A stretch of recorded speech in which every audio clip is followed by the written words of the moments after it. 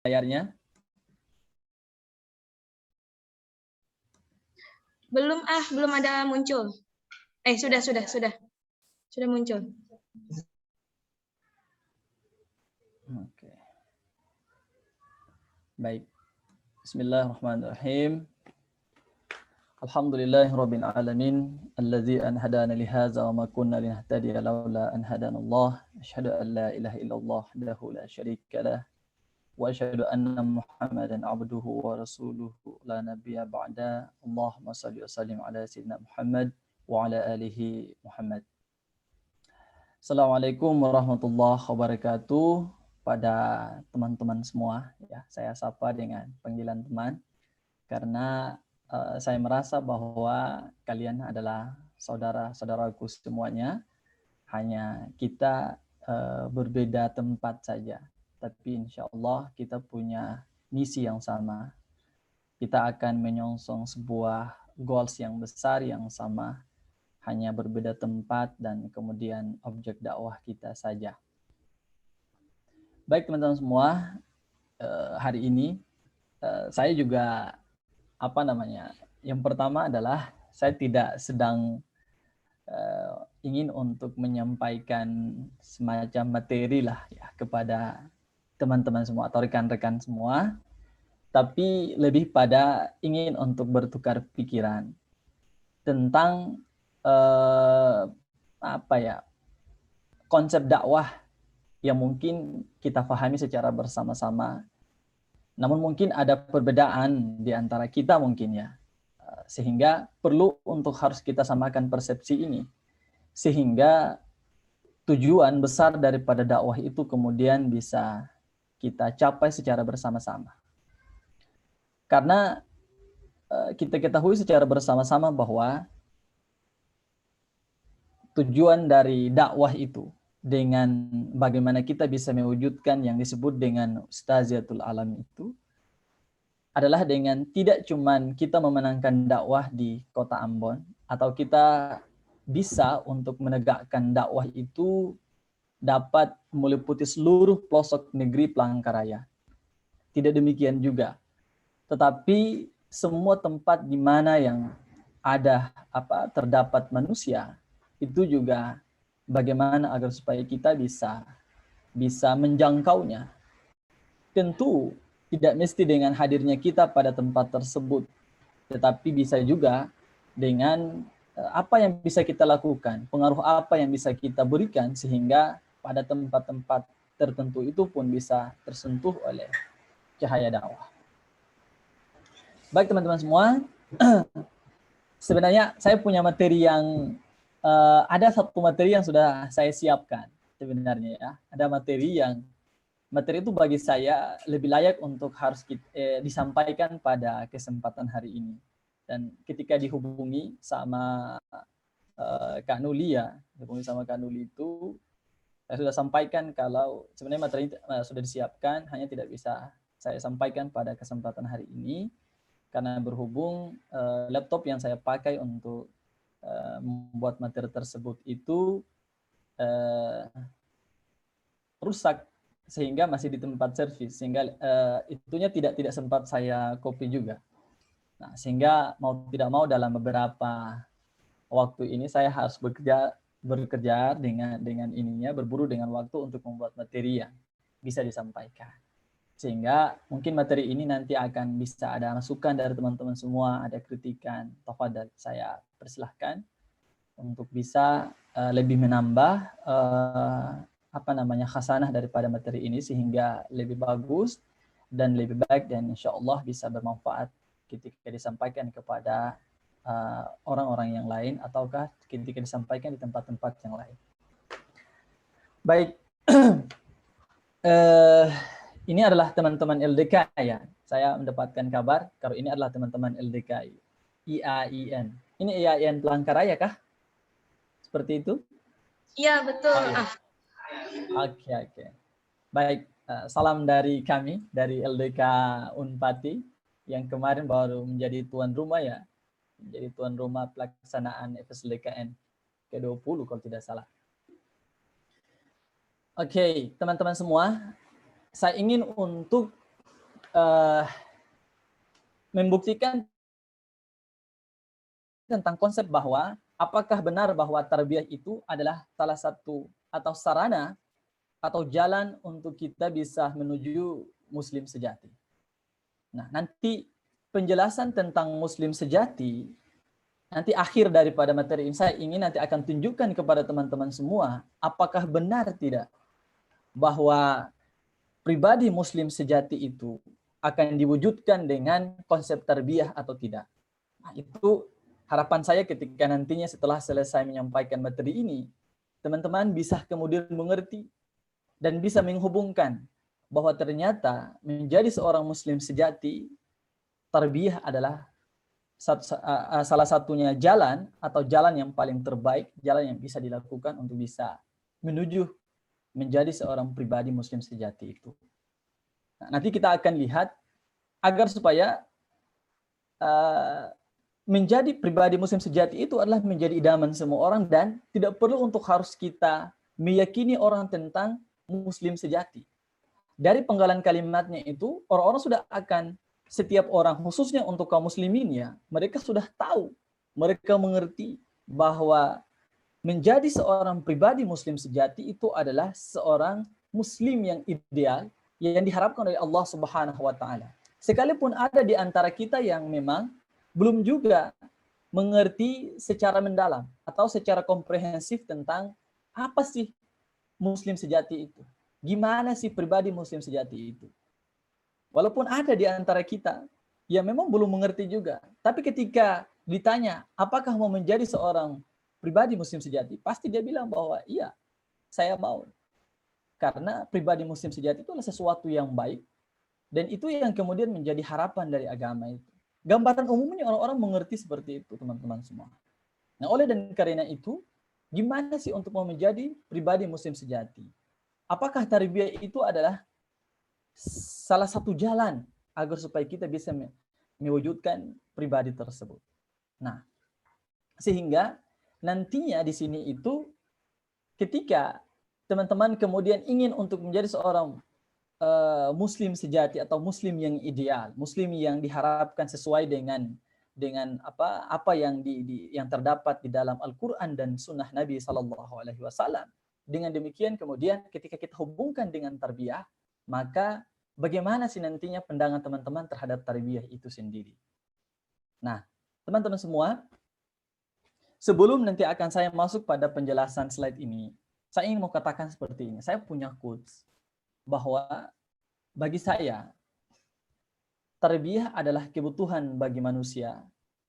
Ini quote saya ya, ini pernyataan dari saya, bukan saya mengutip dari Al-Qur'an atau bukan. Jadi kalau umpamanya ada yang tidak setuju itu silakan saja. Itu saya tidak kurang hati juga. Bahwa tarbiyah adalah kebutuhan bagi manusia dan menjadi kewajiban bagi seorang muslimin, dan itulah sebaik-baik nikmat dari Allah Subhanahu wa taala. Saya ulangi sekali lagi, ini quote saya. Bahwa tarbiyah adalah kebutuhan bagi manusia, kewajiban bagi seorang muslim, dan itulah sebaik-baik nikmat dari Allah Subhanahu wa taala. Nah, saya membuka pertama dengan konsep tentang potret kehidupan jahiliyah, teman-teman semua. Jadi teman-teman sudah tahu ya tentang bagaimana kehidupan jahiliyah. Saya yakin betul bahwa literatur tentang sejarah perjalanan Nabi SAW atau sejarah perjalanan Nabi dan Rasul ya yang paling buku yang sangat fenomenal di antara kita itu adalah tentang sirah nabawiyah. Saya yakin ini akan menjadi santapan dan konsumsi ya yang sudah sering dikonsumsi oleh teman-teman semua tentang sirah Nabi. Tapi kurang lebih saya bercerita ini dengan rujukan saya, ada beberapa sirah Nabi yang kemudian saya coba untuk membuka satu persatu yang ditulis oleh Syaifur Rahman Al-Mubarakfuri, Muhammad Ramdan Al-Buti, Ibnu Hisam, dan sampai kepada satu sirah Nabawiyah yang di Ramadan kemarin Ramadan kalau nggak salah, Ramadan kemarin itu kemudian saya pernah ikut kajiannya dikaji oleh salah seorang ustadz dari Madinah, Sirah Nabawiyah yang ditulis oleh Dr. At-Tahriri yang berjudul Al-Yaum An-Nabawi, tentang keseharian Nabi atau kehidupan dan keseharian Nabi Sallallahu Alaihi Wasallam. Saya menemukan di antara buku sirah Nabi itu, di bab pertama itu kemudian membuka tentang keadaan bangsa Arab di masa awal-awal sebelum datangnya Nabi Sallallahu Alaihi Wasallam. Nanti ini akan kita lihat apakah ini akan bisa kita jadikan sebagai parameter untuk membuktikan apakah tarbiyah itu penting bagi kita. Apakah tarbiyah itu adalah salah satu kebutuhan bagi kita sebagai seorang manusia? Apakah tarbiyah itu menjadi kewajiban bagi kita sebagai seorang muslim atau tidak? Nanti akan kita buktikan pelan-pelan. Maka teman-teman semua, timbul kemudian pernyataan seperti ini. Dari sekilas ketika membaca tentang potret bangsa Arab dahulu di masa sebelum datangnya Nabi SAW, saya menemukan di dalam sirah Nabi itu, kalau salah tolong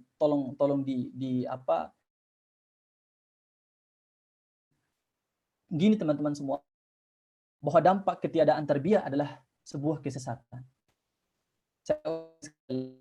Kemudian muncul sebuah pernyataan bahwa dampak ketiadaan tarbiyah itu adalah kesesatan. Buktinya apa? Nah, ini yang tadi saya katakan, ini adalah potret tentang kehidupan jahiliyah di bangsa Arab, kehidupan bangsa Arab sebelum datangnya Nabi Shallallahu Alaihi Wasallam. Teman-teman akan tahu ketika membaca sirah Nabi tadi itu akan melihat bagaimana ketika bangsa Arab di masa sebelum Nabi SAW itu bagaimana kondisi bangsa Arab. Jauh berbeda sekali dengan kondisi bangsa Arab saat ini. Kondisi bangsa Arab di masa dahulu itu berada di bawah gaungan dua raksasa besar, yakni raksasa atau sebuah imperium dunia pada saat itu yang dibawa kekuasaan Imperium Romawi dan Persia. Bangsa Arab tidak ada apa-apanya pada saat itu. Tidak terlihat. Apalagi berbicara tentang kehormatan bangsa Arab. Tidak kita temukan sama sekali di masa itu. Nah, itulah kemudian mengapa sampai dikatakan bahwa jahiliyah itu adalah masa yang penuh dengan kekelaman yang sungguh luar biasa. Dan itu saya sebut sebagai sebuah kesesatan.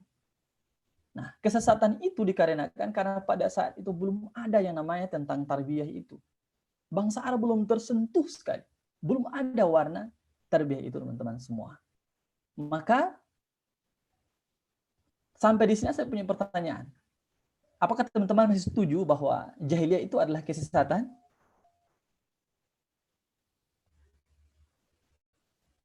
Dengan penjelasan yang singkat itu, apakah teman-teman setuju bahwa jahiliyah itu adalah kesesatan? Jawab. Setuju. Setuju ya? Oke. Kalau gitu, kalau teman-teman setuju, alhamdulillah. Saya setuju dan memang saya sangat pendapat saya adalah memang jahiliyah itu adalah kesesatan. Kita buka buktinya ketika Allah Subhanahu wa taala mengungkapkan di dalam firman-Nya yang mulia. Silakan dibuka teman-teman semua dalam Al-Qur'an surat Al-Imran ayat 164. Laqad manna Allahu 'alal mu'minin idz ba'atsa fihim rasulan min anfusihim yatslu 'alaihim ayatihi wa yuzakkihim wa yu'allimuhumul kitab wal hikmah wa in kanu min qablu lafi dhalalin mubin. Sesungguhnya Allah telah memberi karunia kepada orang-orang yang beriman ketika Allah mengutus di antara mereka seorang rasul dari golongan mereka sendiri yang membacakan kepada mereka ayat-ayat Allah, membersihkan jiwa mereka dan mengajarkan kepada mereka Alkitab dan Al-Hikmah. Dan sesungguhnya sebelum kedatangan Nabi itu mereka adalah benar-benar dalam kesesatan yang nyata. Jelas. Saya rasa ini adalah ayat yang jelas. Jelas ya, teman-teman? Menurut teman-teman, dari ayat ini jelas atau tidak? Jelas. Halo? Hai. Kalau teman-teman, oke, jelas. Akan angkat jempol aja, kalau biar supaya tidak ini, angkat jempol aja. Baik. Karena teman-teman setuju jelas ayat ini memberikan gambaran kepada kita tentang konsep yang sedang kita bicarakan pada hari ini, maka saya punya pertanyaan seperti ini. Saya minta 1 atau 2 orang saja menjelaskan tentang apa sih poin terpenting yang tersirat di dalam ayat ini. Mungkin ada yang bisa jelaskan. 2 orang saja cukup. Silakan. Mungkin bisa dipandu oleh hostnya. Silakan. Oke, yang ahwatnya 1, yang iwannya 1. Boleh, silakan. Silakan. Ija, Yudi, Fikri, Sasti, Rida. Yo. Time. Ayo. Ini kayaknya BPH semua nih ya.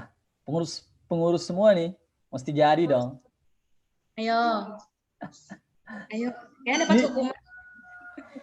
Kita review materi aja sebenarnya. Ini bukan materi yang berat. Ini sebenarnya udah didapatkan nih sebenarnya. Teman-teman udah lama tarbiyah. Oke, yang ahwatnya 1, silakan. Terus Bibah dipersilakan. Sini aja.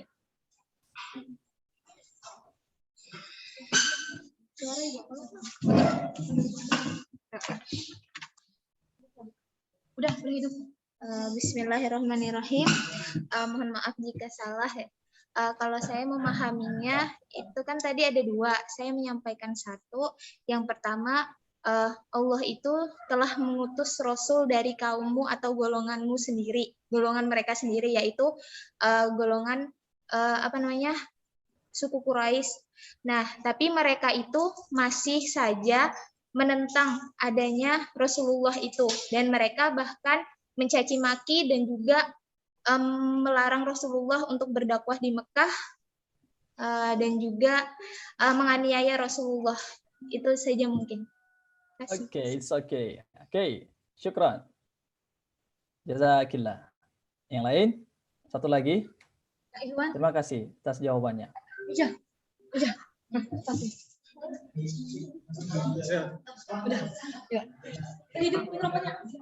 Sungguh. Ya. Bismillah. Dari yang saya pahami, jadi pertama dari bagian awal surah tentang sungguh Allah telah memberi karunia kepada orang-orang yang beriman ketika Allah mengutus di antara mereka seorang rasul dari golongan mereka sendiri. Jadi pada poin ini diutusnya rasul itu sendiri merupakan sebuah karunia yang besar dari Allah. Kenapa? Karena sebelum itu mereka langsung ke ujung ayatnya mereka benar-benar dalam kesesatan.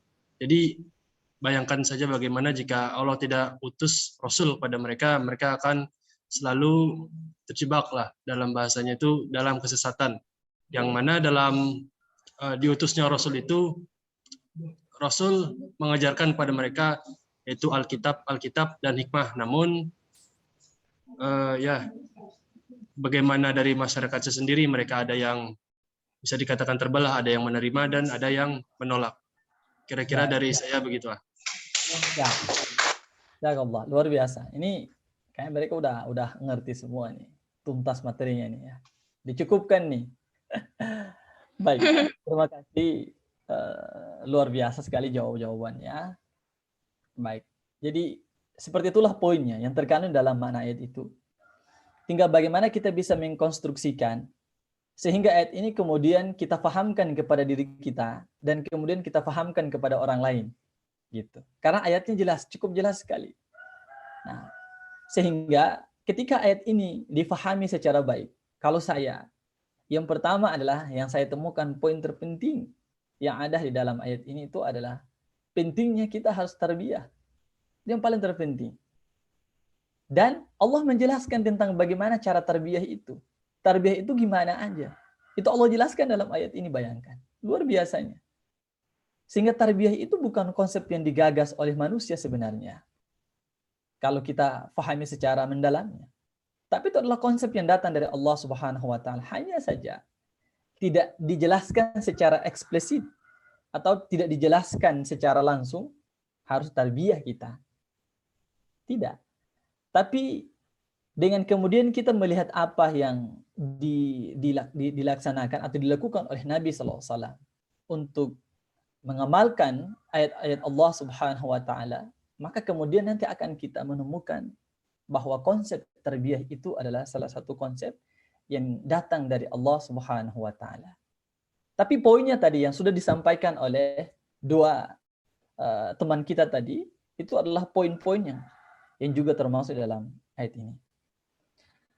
Tapi saya ingin menyebutkan seperti teman-teman semua, bahwa ayat ini memberikan gambaran kepada kita dan sekaligus membuktikan kepada kita tentang jahiliyah itu. Bahwa jahiliyah itu tidak terlepas dari yang disebut dengan kebodohan. Jahiliyah itu tidak terlepas dari yang disebut dengan kehinaan, kefakiran, dan perpecahan.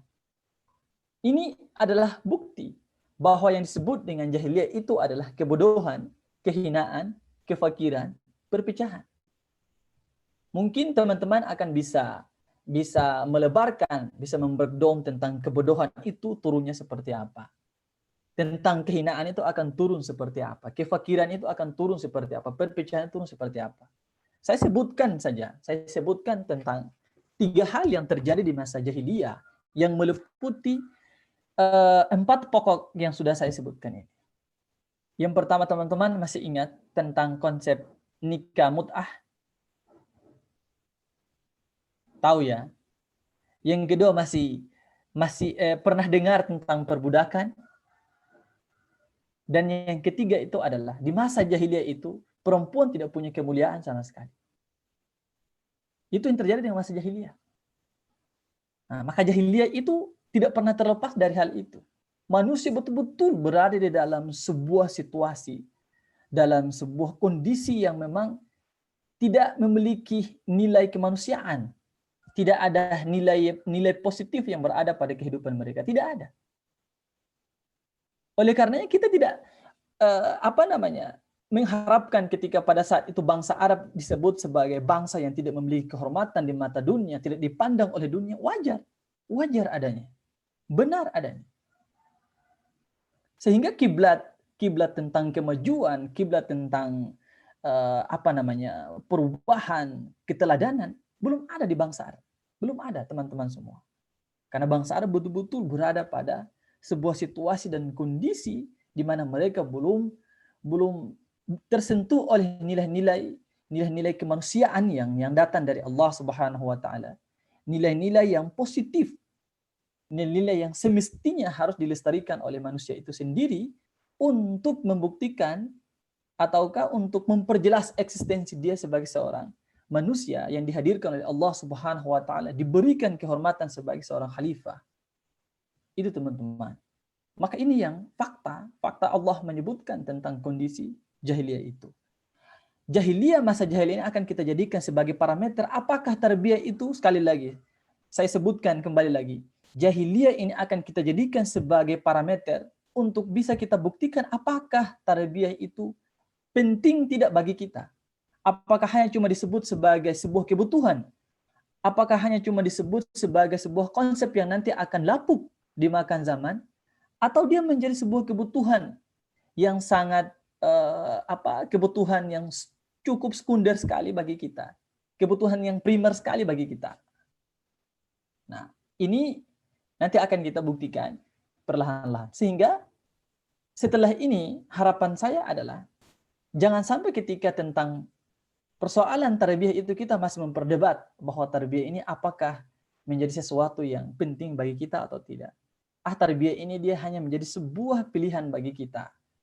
Tarbiyah ini dia hanya cuma mengisi kekosongan waktu kita. Nah, paradigma seperti ini perlu untuk harus kita luruskan teman-teman semua. Karena teman-teman itu adalah para mujahid yang nantinya akan melahirkan mujahid atau mujahidah yang baru. Dan nanti akan merekrut orang-orang yang baru yang nanti bersama mereka itu bersama-sama nanti akan kita wujudkan tentang misi besar kita. Nah, dari sini teman-teman, tentang persoalan yang meliputi persoalan kejahiliaan tadi di masa jahiliyah itu, persoalan yang meliputi tentang kekacauan, perbudakan dan lain sebagainya, kebodohan dan lain sebagainya yang meliputi mereka. Maka Di ayat yang tadi itu juga, selain Allah menjelaskan tentang persoalannya, tentang kondisi jahiliyahnya, tentang persoalan dasar daripada manusia. Jadi jahiliyah itu adalah problem yang paling dasar, masalah dasar pada manusia. Itu masalah dasarnya. Dan kemudian di dalam ayat itu pun, dalam Al-Quran surat Ali Imran tadi ya, kalau tidak salah, atau surat Al-Baqarah tadi, itu kemudian Allah terterakan juga tentang solusinya. Solusinya apa? Nah, Allah menyebutkan di situ tentang bagaimana Allah mengutus para nabi dan rasul. Bersama mereka kemudian nantinya akan dibacakan kepada mereka tentang kitab-kitab Allah Subhanahu wa taala. Bersama dengan ayat itu. Maka solusi dari kejahiliaan tadi itu ada dua hal. Yang pertama adalah rasul itu kemudian menjadi murabi dan dai. Kemudian membimbing umat manusia keluar dari kejahiliaan itu. Itu termasuk dalam ayat tersebut. Nah, kemudian jalan keluar dari kejahiliaan adalah pembinaan yang berkesinambungan.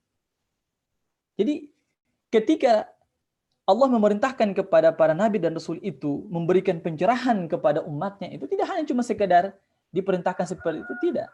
Coba teman-teman membuka tentang sejarahnya Nabi Musa. Apakah hanya cuma sekali beliau memberikan penjelasan, mengajak kepada kaumnya untuk beriman kepada Allah?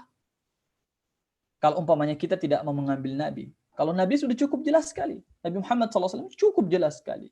Bagaimana nabi itu bersusah payah dan berulang kali untuk berusaha menyampaikan kebenaran kepada orang-orang yang didakwahi, khususnya di kalangan bangsa Arab, bangsa Quraisy pada saat itu. Itu berulang kali. Tidak hanya cuma sekali. Mengapa? Karena hal ini memang tidak bisa hanya cuma disampaikan sekali. Nah, inilah yang kemudian konsep yang unik dari tarbiyah. Bahwa tarbiyah itu tidak hanya cuma sekedar kita menyampaikan sesuatu kepada seseorang, atau segolongan orang, atau sekelompok orang, kita sampaikan begitu saja, tidak. Tidak seperti itu konsep tarbiyah ternyata. Nah, ada dua hal yang kemudian kita dapati. Bagaimana Allah memberikan solusi dari persoalan tersebut, khususnya untuk bangsa, di bangsa Arab di masa jahiliyahnya. Nah, ini ayatnya Allah Subhanahu wa taala sebutkan Al-Qur'an surat Al-Baqarah. Nah, sebagaimana kami telah mengutus kepadamu seorang rasul Muhammad dari kalangan kamu yang membacakan ayat kami, menyucikan kamu, mengajarkan kepadamu kitab Al-Qur'an dan hikmah sunnah serta mengajarkan apa yang belum kamu ketahui. Nah, bodoh itu adalah orang yang belum mengetahui tentang apa-apa.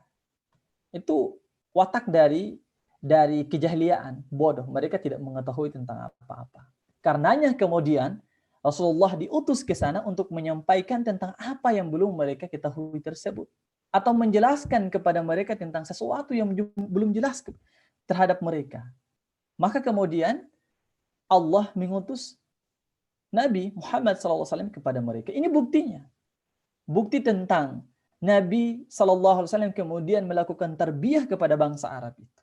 Sehingga lahirlah sahabat-sahabat yang kita kenal. Seperti Umar bin Khattab, Abu Bakar As-Siddiq, Utsman bin Affan, Ali bin Abu Thalib, banyak sahabat-sahabat yang lain. Ada Mus'ab bin Umair, Huzaifah ibnu Yaman. Dan ada beberapa sahabat yang pertama ya, yang ada dalam sirah bisa kita temukan. Ketika ada beberapa sahabat yang kemudian didakwahi pertama oleh Nabi SAW ketika mereka melakukan proses tarbiyah pertama di rumahnya Arkam ibnu Arkam.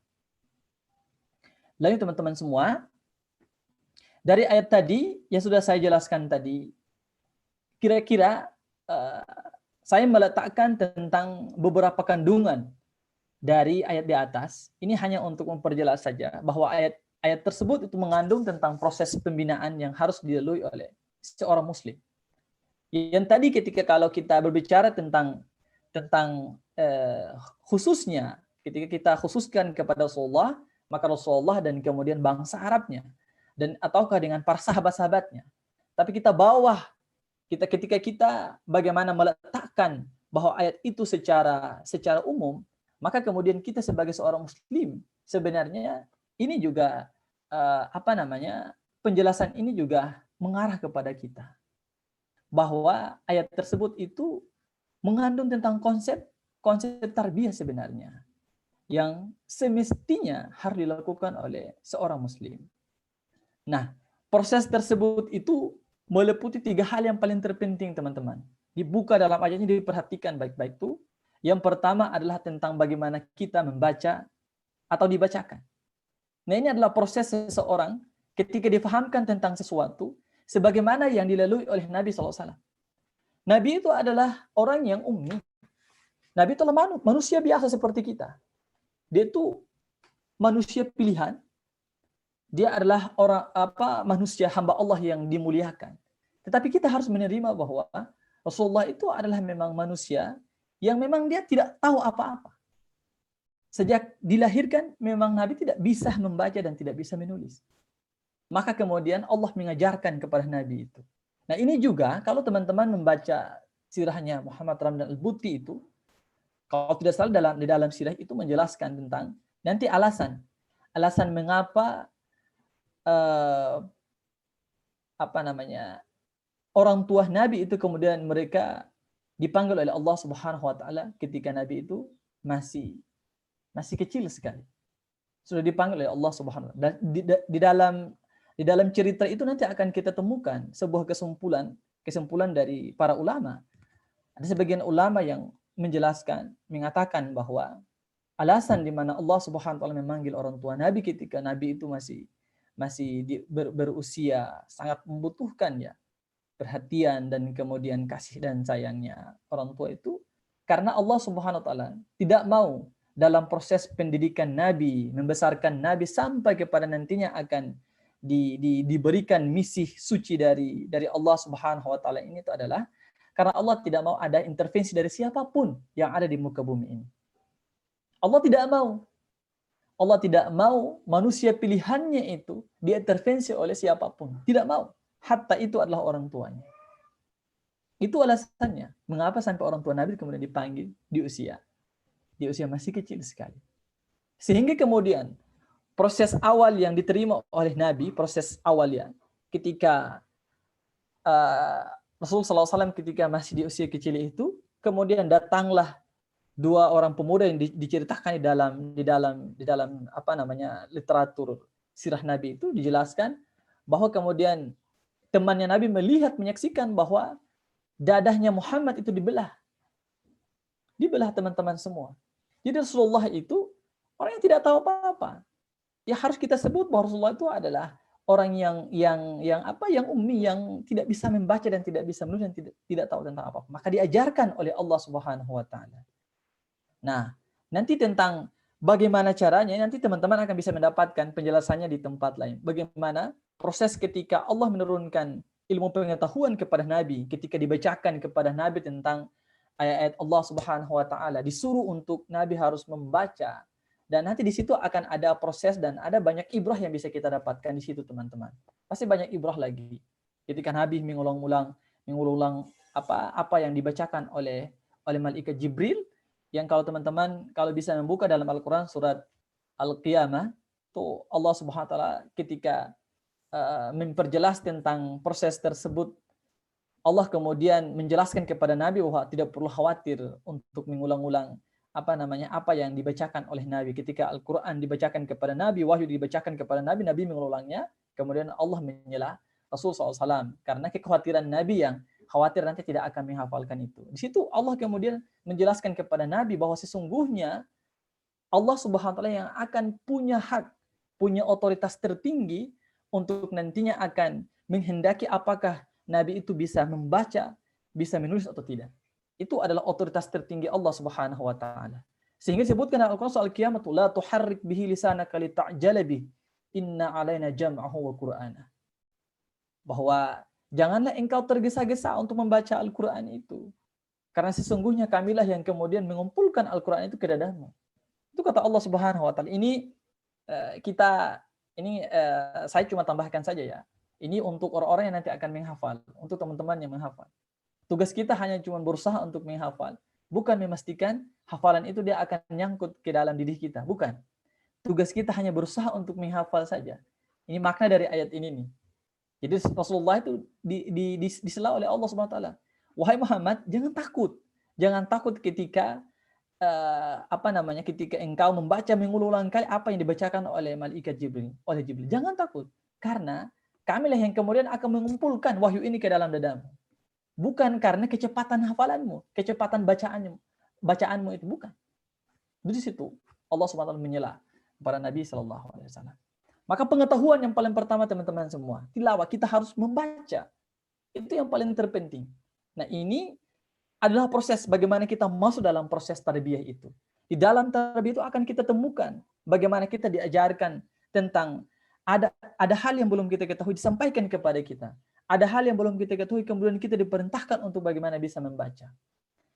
Ana meyakini bahwa teman-teman ketika mengikuti tarbiyah itu pasti di sana akan disuruh untuk membaca. Pasti akan dijelaskan tentang sesuatu. Pasti akan saling menasihati. Itu akan kita temukan di sana. Ini prosesnya. Proses tarbiyah itu kemudian berlangsung. Jadi inilah yang kemudian dilakukan oleh Nabi SAW untuk merubah bangsa jahiliyah itu. Bangsa Arab tadi di masa jahiliyah itu. Inilah proses Nabi SAW. Dan yang berikutnya adalah membersihkan diri atau proses tazkiyah. Bagaimana proses penyucian diri itu dilakukan. Itu penting. Itu langkah kedua tuh. Ini penting sekali teman-teman. Dan inilah yang disebut dengan konsep tarbiyah itu. Dan yang terakhir ketika kita fahamkan, kita mengetahui tentang sesuatu, kita mengetahui tentang ilmu Allah Subhanahu wa taala, kita mengetahui tentang agama Allah Subhanahu wa taala.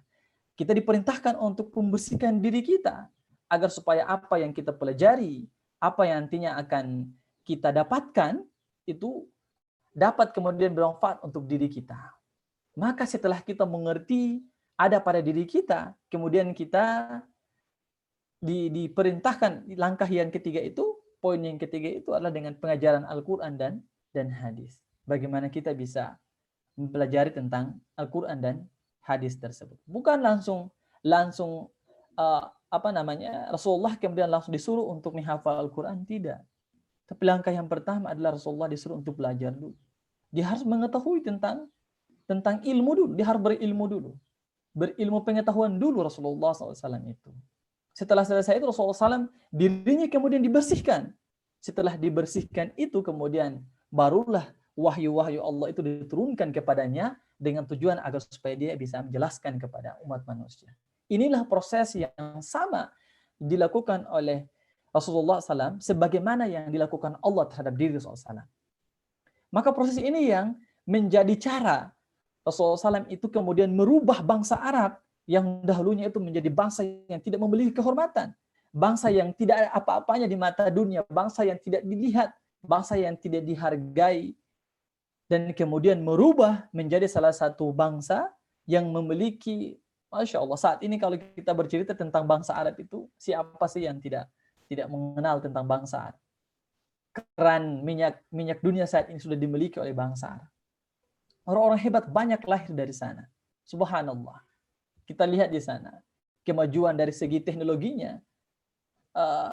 Walaupun negaranya itu sudah dipecah belah ya, dipecah belah menjadi beberapa negara-negara bagian, dan itu menjadi negara yang sejahtera semuanya. Kebodohan, kehancuran, kehinaan yang dahulunya itu mereka dapatkan terjadi dengan kehidupan mereka berubah drastis teman-teman semua. Mereka menjadi bangsa yang kemudian diidolakan oleh dunia. Mereka menjadi bangsa yang kemudian diperebutkan oleh dunia. Saat ini Amerika yang kemudian menjadi negara adidaya, Inggris, Rusia, semuanya itu berlomba-lomba untuk bagaimana bisa mengambil hati itu bangsa Arab. Karena memang kita tidak bisa hidup tanpa bangsa Arab itu. Dengan kemampuan sumber daya alam mereka dan dengan kemampuan sumber daya manusia mereka yang cukup luar biasa. Saat ini mereka punya banyak kelebihan-kelebihan yang tidak dimiliki oleh bangsa yang lain.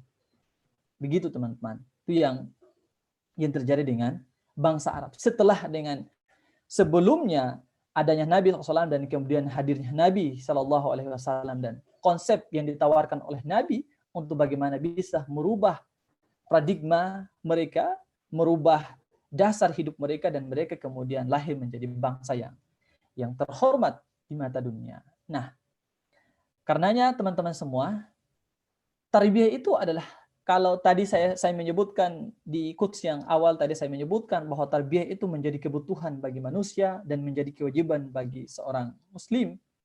Maka lebih-lebih daripada itu, tarbiyah sebenarnya kalau kita gali lebih jauh, kita kaji lebih mendalam, maka tarbiyah tidak hanya cuma sekedar kebutuhan dan tidak hanya cuma sekedar kebutuhan dan kewajiban, tapi tarbiyah itu adalah nikmat.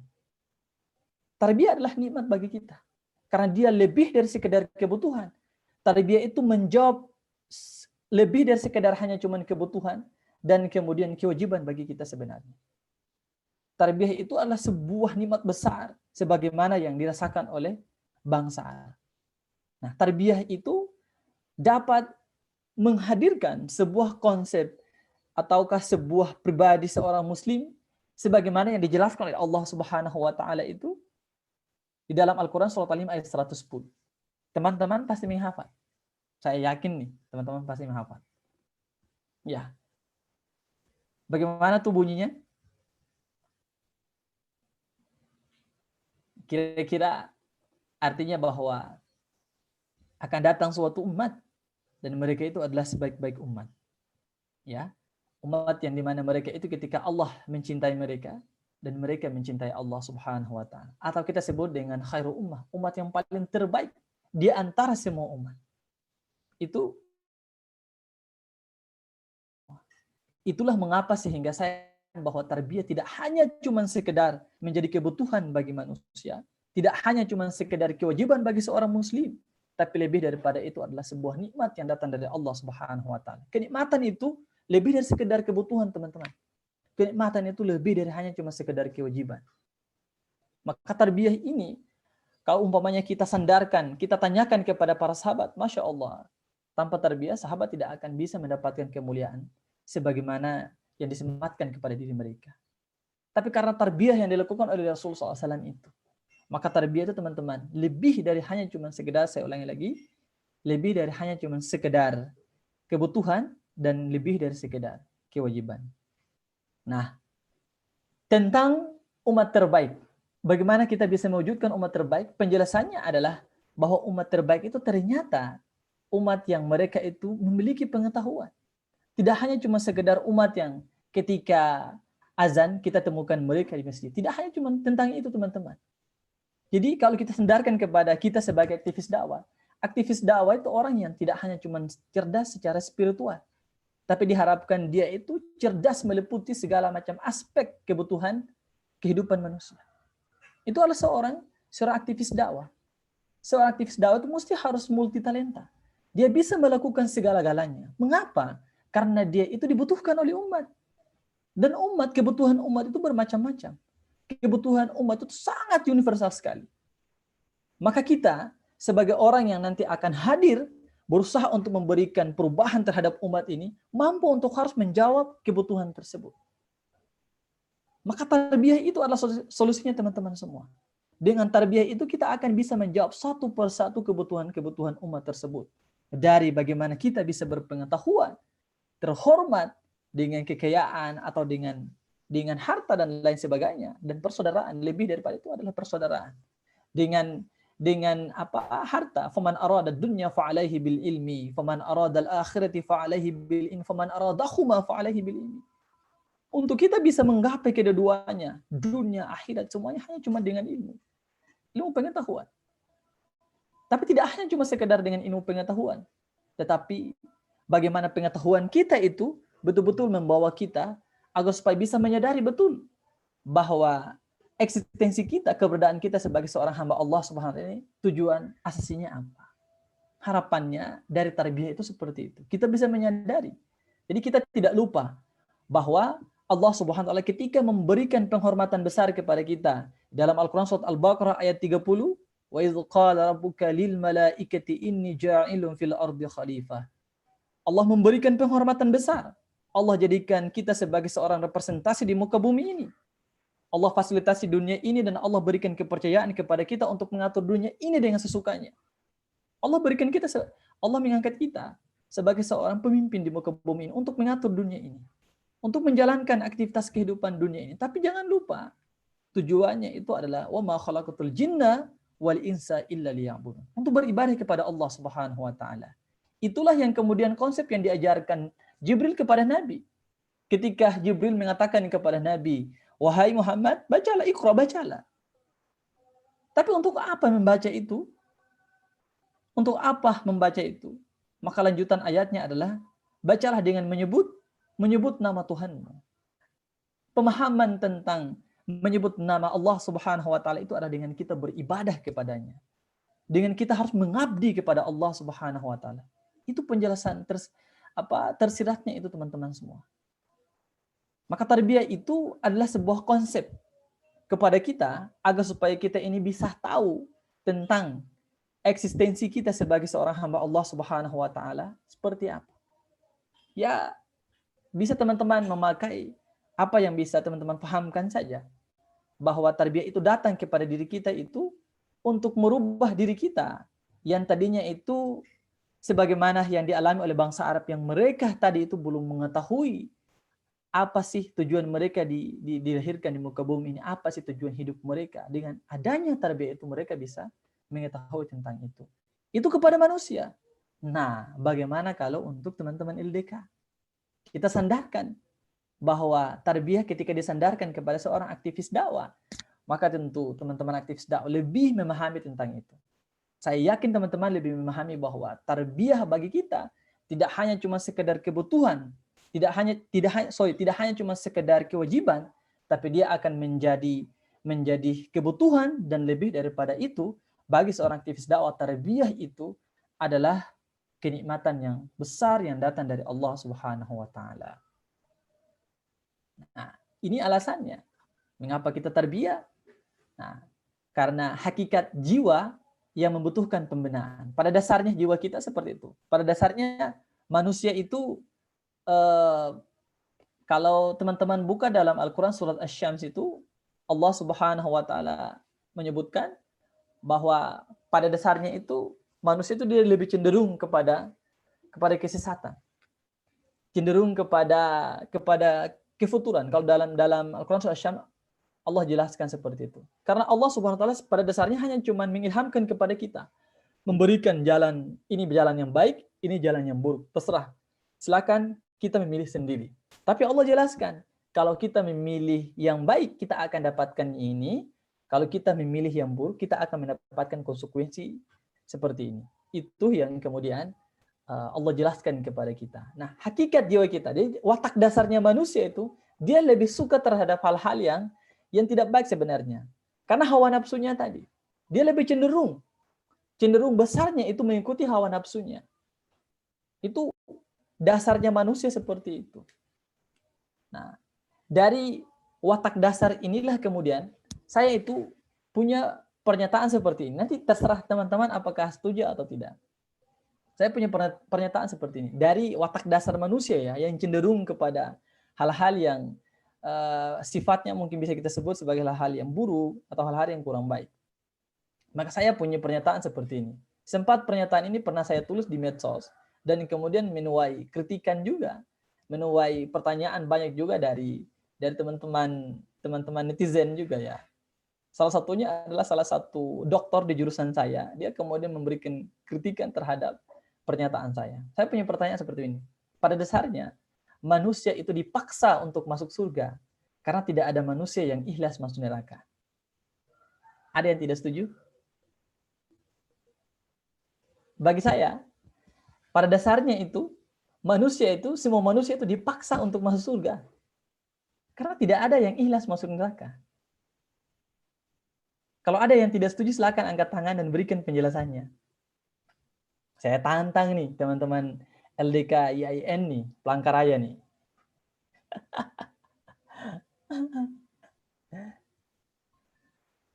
Ada yang katakan, loh, saya tidak terpaksa masuk surga loh. Saya ini ikhlas aja. Iya sih, itu menurut kamu. Tapi pada dasarnya memang manusia itu dipaksa untuk masuk surga. Adakah orang yang terlahir langsung kemudian taat kepada Allah?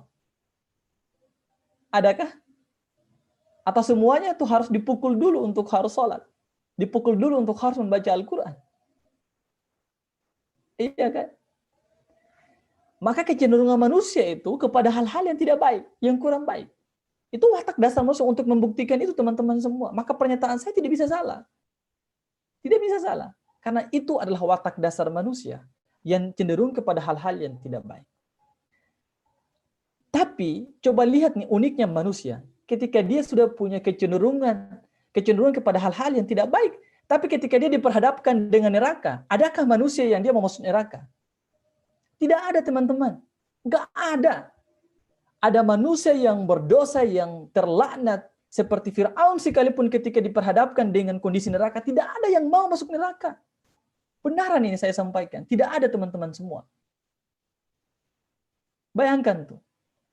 Udah dipaksa masuk surga, karena dia pada dasarnya itu perbuatan manusia tidak mau mengarah ke arah surga. Tapi dia meyakini bahwa apa yang dilakukannya udah salah nih. Tapi ketika disampaikan ini konsekuensinya, dia nggak mau lakukan juga. Unik memang manusia itu. Udah dipaksa masuk surga, dibilang terpaksa, nggak mau dia. Tapi ketika disuruh, kalau begitu ente harus ikhlas untuk masuk surga, nggak mau juga. Lalu mau masuk yang mana? Ini kondisi objek dakwah kita, teman-teman. Kadang-kala kita akan bertemu dengan objek dakwah seperti ini. Gitu. Ditanya nih, kalau teman-teman, nanti kalau ketemu dengan orang dengan orang yang mabuk ya, tapi pastikan dia muslim. Pastikan dia muslim, tapi dia sedang mabuk lah. Ada orang muslim yang mabuk juga kan ya. Orang Islam. Kalau ketemu dengan dia, ada akhwat yang berdiri di situ, nanti coba ditanyakan. Tanyakan ke dia. Tanya ke dia, dia orang baik nggak? Tunjukkan kepada akhwat itu, orang baik nggak? Mau nggak punya istri seperti itu? Pasti dia jawab, mau. Iya. Tapi perbuatannya tadi lo bayangkan, dia nggak menyadari bahwa perbuatan dia tadi perbuatan yang tidak seperti yang dia inginkan seperti itu.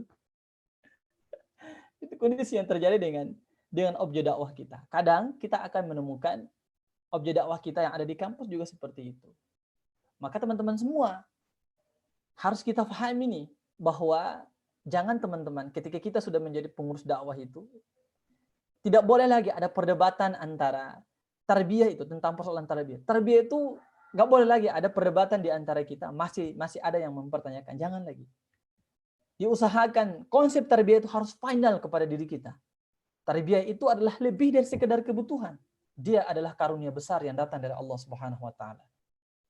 Itu mesti harus mengerti itu, seperti itu teman-teman semua.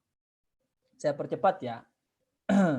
Nah, teman-teman semua, pada dasarnya yang tadi bahwa tentang kondisi bagaimana kita menyucikan jiwa tadi itu, kita menghadapi dua gangguan besar yang akan terjadi dengan manusia nih.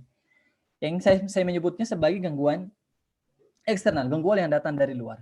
Ini Allah Subhanahu wa taala menyebutkannya juga dalam Al-Qur'an surat Al-Baqarah ayat 169 ketika Allah menyebutkan, hai manusia, makanlah yang halal lagi baik dari apa yang dapat di bumi dan janganlah kamu mengikuti langkah-langkah syaitan. Nanti akan dilihat teman-teman semua, karena sesungguhnya syaitan adalah musuh yang nyata bagimu. Nah, sesungguhnya syaitan itu banyak menyuruh kamu berbuat jahat dan keji dan mengatakan kepada Allah apa yang tidak kamu ketahui. Ini tentang gangguan dari luar nih, untuk membuktikan nih kalau kecenderungan manusia itu kepada hal-hal yang ini tadi tuh. Karena manusia memang sangat dipengaruhi sekali oleh dua gangguan ini. Yang pertama. Yang kedua, dalam realisasinya itu kita bisa temukan nih. Allah Subhanahu wa taala menyebutkan dalam Al-Qur'an surat Al-Maidah, sesungguhnya kamu dapati orang-orang yang paling keras permusuhannya terhadap orang-orang yang beriman ialah orang-orang Yahudi dan orang-orang musyrik. Ini Allah sudah menyebutkan kepada kita, teman-teman. Allah sudah menyebutkan itu kepada kita. Watak dasarnya memang manusia seperti itu. Nah, oleh dan karena itu teman-teman, maka keduanya itu merupakan langkah syaitan kepada kita. Langkah syaitan kepada manusia itu. Untuk bagaimana menyesatkan manusia itu. Nah, maka untuk menghadapi itu, teman-teman semua, kita perlu kebersamaan dari kaum muslimin, dari kita semuanya untuk mendahului dengan konsep tarbiyah tadi.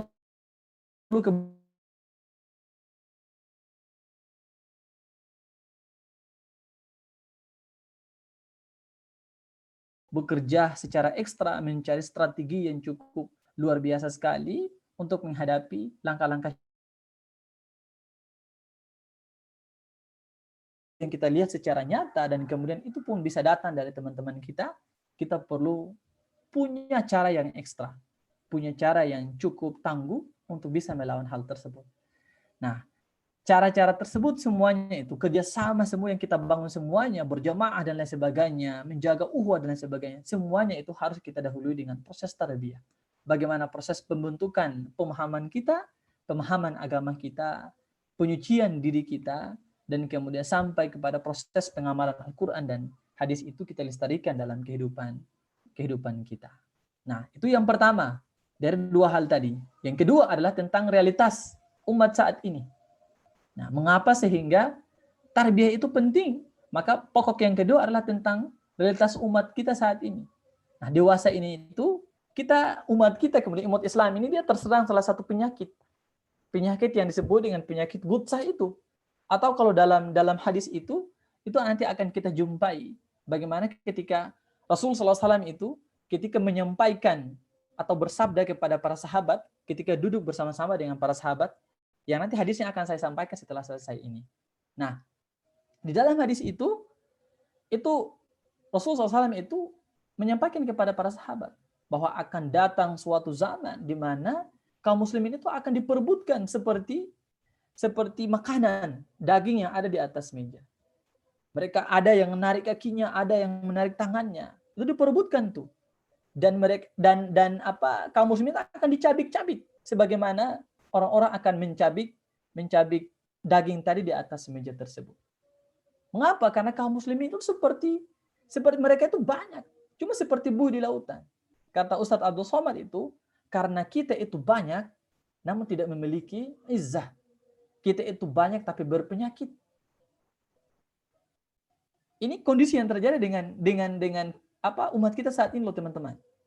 Coba teman-teman silakan merenung, silakan membuka mata dan merasakan. Apakah kondisi ini yang terjadi dengan kita? Saat ini kita sedang mengalaminya. Banyak kaum muslim itu yang berdebat tentang persoalan-persoalan yang fur'iyah. Berdebat tentang persoalan itu. Kunut dan tidak kunutnya itu yang mereka perdebatkan. Tahlil dan tidak tahlilnya itu yang diperdebatkan. Tapi tidak ada yang kemudian memperdebatkan tentang siapa yang sholat, siapa yang tidak sholat.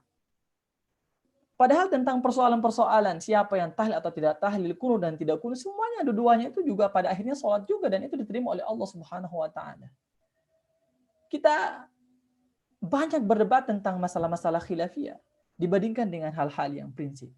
Padahal sebenarnya di dalam prinsip beragama itu kalau kita buka tentang para ulama, bagaimana pandangan-pandangan para ulama. Saya cenderung kepada setuju dengan apa yang disampaikan oleh Syekh Hasan Al-Banna ketika beliau menyampaikan bahwa kita itu adalah orang-orang yang nanti akan bersepakat di dalam hal-hal yang prinsip dan kemudian kita akan berbeda di dalam hal-hal yang khilafiyah. Dan itu sah-sah saja teman-teman. Tapi inilah kondisi umat kita. Nah, terlalu fokus pada hal-hal yang tidak begitu fundamental, tidak begitu penting untuk harus diselesaikan, akhirnya musuh kita kemudian memanfaatkan situasi dan kondisi itu. Ini akibatnya apa? Akibatnya dia akan berakibat sampai pada faktor di mana kita itu kemudian ketika bersama tetapi saling gontok-gontokan. Nah, banyak di antara kita yang kemudian juga karena terlalu cinta kepada dunia, terlalu mencintai dunia hingga sampai pada takut terhadap kematian. Ini penyakit yang kemudian terjadi dengan kita. Itu yang disebut oleh Nabi, dikhawatirkan oleh Nabi SAW, dan itu menjadi kenyataan kepada kita semuanya. Nah, umat kita ini akan bisa kembali seperti semula, akan memiliki kekuatan, akan memiliki izzah. Kalau kemudian ada sebuah konsep yang nanti akan menjadi mediator kepada kita, dan konsep itu harus memberikan pemahaman agama yang benar kepada kita, memberikan pemahaman yang holistik kepada kita, pemahaman agama yang dimana ketika dalam hal-hal furu'iyah tidak boleh kita saling menyalahkan, tidak boleh saling menyalahkan dalam beragama, tidak boleh. Tapi kita harus betul-betul mampu untuk bisa memilah mana hal-hal yang sifatnya prinsip, mana hal-hal yang sifatnya asasi, mana hal-hal yang sifatnya hanya hal-hal khilafiyah. Ini yang harus kita perhatikan. Kemudian salah satu penyakit yang berbahaya juga adalah kecintaan kita terhadap dunia, berlebihan terhadap dunia. Mengoleksi mahasiswa yang dia mengoleksi pakaian dibandingkan dengan dia mengoleksi buku, ini hal-hal yang harus perlu diwaspadai oleh kita semuanya. Menjadi mahasiswa, terutama menjadi seorang aktivis dakwah, jangan mengoleksi pakaian. Kalau kita mengoleksi pakaian, kita akan menjadi kutu pakaian. Kita harus mengoleksi buku sebenarnya. Karena kita adalah mahasiswa dan kemudian kita ini adalah salah satu dai. Dai itu membutuhkan banyak ilmu, membutuhkan banyak luasnya pengetahuan untuk membantu dia dalam menyampaikan risalah Allah dan Nabi Sallallahu Alaihi Wasallam. Itu teman-teman. Maka teman-teman semua, ini hanya cuman ada beberapa dalil sebagai pembuktian saja. Saya lanjut. Waktunya udah selesai ya, Khas? Iya, sudah sudah habis untuk materinya. Sesi tanya jawab lagi yang belum. Oh ya Allah. Oke, ini udah saya tutup nih. Maka ini yang kemudian saya tawarkan. Dari kesekian penjelasan itu kemudian saya membuat satu quotes bahwa tarbiyah adalah kebutuhan bagi seorang manusia, sudah saya sampaikan tadi, dan kewajiban bagi seorang muslim, dan itulah sebaik-baik nikmat dari Allah Subhanahu wa taala.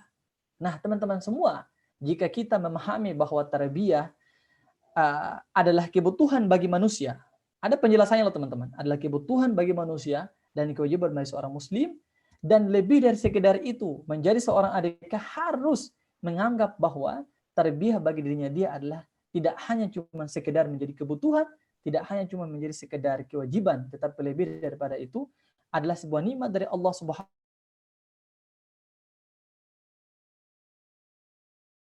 wa taala. Harus ada pada diri bisa menghadirkan sampai kepada tujuan kita untuk menghadirkan khairul ummah tadi, atau menjadi umat yang dibanggakan oleh Allah Subhanahu wa taala, umat yang dicintai oleh Allah dan kemudian mereka mencintai Allah dan kemudian Allah mencintai mereka. Umat yang diharapkan oleh Nabi Shallallahu alaihi wasallam atau khairul ummah tersebut. Nah, itulah yang disebut dengan pribadi muslim sejati, yang bersama dengan tarbiyah itu insya Allah kita bisa mewujudkan pribadi muslim sejati itu, teman-teman semua. Mungkin itu yang bisa saya sampaikan. Mohon maaf atas segala kekurangannya. Assalamualaikum warahmatullahi wabarakatuh. Waalaikumsalam warahmatullahi wabarakatuh. Takbir. Oke, Masya Allah, barakallah. Oke, memasuki sesi selanjutnya, Ana buka sesi tanya jawab. Insya Allah dibuka 3 pertanyaan. Langsung aja buat teman-teman yang mau bertanya, boleh. Yang ahwatnya karena banyak, boleh 2, yang ihwannya 1. Silahkan. Ihwannya ada berapa? Ihwannya ada 4. Masya Allah, Allah Akbar. Limited edition.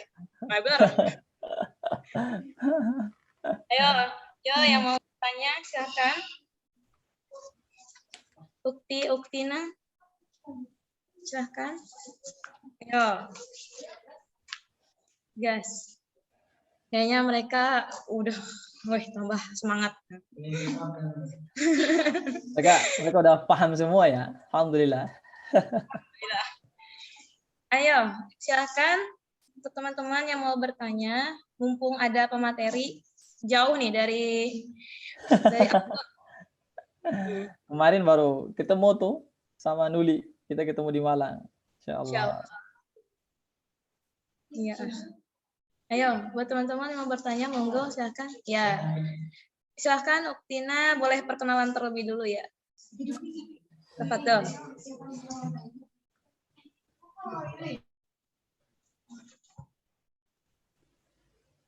Mikrofonnya belum.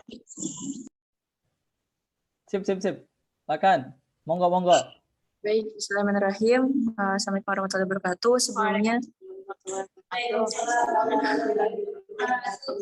Sebelumnya perkenalkan Ana Khaira Jemprasasti dari Departemen Kemusimahan. Izin bertanya tentang tarbiyah ya. Mungkin ini nih jadi semacam apa ya, tantangan tersendiri gitu, apalagi sekarang tuh di kalangan mungkin mahasiswa ya, yang dimana sekarang tuh banyak gitu mahasiswa muslim juga, teman-teman kami di kampus gitu, itu tuh kayak belum menyadari gitu urgensi dari tarbiyah ini sendiri gitu. Mereka masih kadang misalkan kita ngomongin tentang tarbiyah Islamnya gitu ya, mereka tuh bilang kayak ya udahlah, maksudnya ntar juga Islam bakal jaya sendiri gitu. Nah, dengan kan katanya memang Islam tuh kan bakal ada masa di mana nanti tuh kelak Islam tuh akan menemui kejayaannya kembali gitu. Nah, Ana pernah dengar tuh kayak teman-teman tuh ada yang bilang kayak, ya udah ntar kan Islam juga bakal menemukan kejayaannya sendiri, kita ngikutin aja sekarang, santai aja, nikmatin masa muda dulu atau gimana. Nah, itu cara kita nih sebagai aktivis dakwah juga, cara menanggapi pendapat dari mereka yang kayak gitu tuh gimana Bang, supaya nggak terkesan menjas, tapi terkesannya yang sebagai yang tetap santai tapi tetap dalam gitu maknanya dalam menasihati mereka. Syukuran Bang, itu aja. Oke. Terima kasih. Ada lagi? Saya mau jawab sekalian nih. Atau dijelaskan satu dulu? Atau bagaimana nih, khas? Mau pertanyaannya ditampung semua atau dijawab satu persatu? Langsung dijawab aja dulu sambil teman-teman yang lain. Oke. Saya memulainya seperti ini. Kata Imam Syafi'i itu bahwa kalau kita berdebat dengan orang bodoh, tidak akan pernah ada jalan keluarnya dan tidak akan pernah selesai masalahnya kalau kita berurusan dengan orang bodoh. Nah, cuman teman-teman semua mestinya teman-teman harus memahami tentang konsep yang dimaksud dengan konsep bodoh yang disebut dengan bodoh itu yang kayak gimana. Nah, maksudnya adalah bodoh itu kalau kata Umar bin Abdul Aziz adalah orang yang mendengar tapi dia tidak mengerti. Jadi bodoh itu bukan sebuah penghinaan terhadap bukan. Tapi mereka memang bodoh itu tidak tahu tentang apa-apa. Mereka tidak tahu. Maka kita berurusan dengan orang yang umpamanya jawaban seperti yang tadi itu adalah orang yang tidak mengerti sebenarnya, teman-teman. Dia Islam tapi dia tidak mengerti. Gitu. Itu yang makanya tadi mengapa saya katakan bahwa kita ngerti nggak untuk apa kita dihadirkan di muka bumi ini. Kalau umpamanya teman-teman, kita ajarkan, kita sampaikan kepada sebagaimana yang masalah yang disampaikan oleh saudara kita tadi tentang sebuah studi kasus umpamanya ya. Kita ajarkan kepada orang, kita ajak mereka untuk bisa melakukan tarbiyah Islamiyah, tapi mereka masa bodoh lah. Udah Islam itu nanti akan jadi dengan sendirinya juga, seperti itu. Teman-teman semua, kalau kita berhadapan dengan orang-orang seperti ini, mesti harus kita jelaskan kepada mereka. Kita dudukkan dulu konsep dasarnya. Bahwa konsep dasarnya adalah kita tidak hanya cuma mendapatkan pengajaran kepada orang, tapi kita juga harus mengajarkan kepada orang lain. Itu kewajiban loh. Itu kewajiban yang nanti akan diminta pertanggungjawaban oleh Allah Subhanahu wa taala. Jangan lupa bahwa mendapatkan nasihat, mendapatkan ilmu dan memberi nasihat, memberi ilmu itu adalah kewajiban. Kewajiban yang Allah berikan kepada kita. Ud'uni ila sabili rabbika bil hikmah wal mau'izatil hasanah wajadilhum billati hiya ahsan. Itu kewajiban, seruhlah manusia ke jalan Tuhanmu. Ingat itu. Allah katakan, seruhlah manusia ke jalan Tuhanmu. Itu perintah Allah Subhanahu wa taala. Allah tidak memakai bahwa yang menyuruh itu adalah si ini atau si itu, bukan. Tapi Allah katakan, seruhlah manusia ke jalan Tuhanmu. Tidak disebutkan situ siapanya yang akan memberikan, yang akan menyuruh itu. Tapi di situ memberikan penjelasan kepada kita, memberikan pemaknaan kepada kita bahwa siapa saja kita yang menjadi orang yang mengerti, yang menjadi manusia, maka dia mengemban tugas tersebut. Tugas untuk memberi kebaikan kepada orang, menyampaikan kebaikan kepada orang, itu adalah kewajiban.